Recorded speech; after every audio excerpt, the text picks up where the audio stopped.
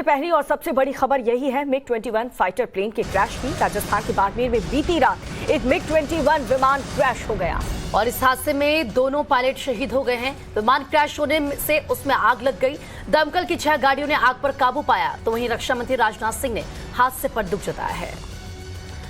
साथ ही साथ air chief marshal ने भी रक्षा मंत्री को जानकारी दी है। एयरफोर्स ने दिए हैं कोर्ट ऑफ इंक्वायरी के आदेश, लेकिन सवाल ये कि उड़ता ताबूत कहे जाने वाला मिग 21 कब तक उड़ान भरता रहेगा और कब तक देश के होनहार युवा पायलट ऐसे ही शहीद होते रहेंगे। तो हादसे का जिम्मेदार कौन है, इसको लेकर के बाकायदा एक टीम का गठन कर दिया गया है जो कि इस पूरे मामले की इंक्वायरी करेगी कि आखिर कमी कहां रह गई थी, लापरवाही कहां पर देखने को मिली जिस वजह से ये दुखद हादसा हुआ।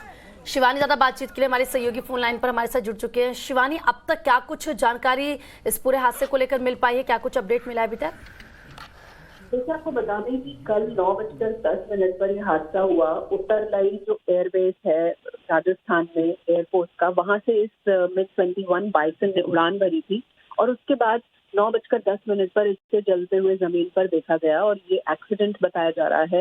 ये एक्सीडेंट किस वजह से हुआ है, इसके लिए इंक्वायरी के आदेश कर दिए गए हैं और जो भी वजह होगी वो इस इंक्वायरी के बाद ही पता चल पाएगी। लेकिन गौर करने वाली बात यह है कि मिग 21 जो विमान है, अब तक जब से इसका इंडक्शन हुआ है, अब तक लगभग 200 पायलट्स अपनी जान गंवा चुके हैं कई सालों में।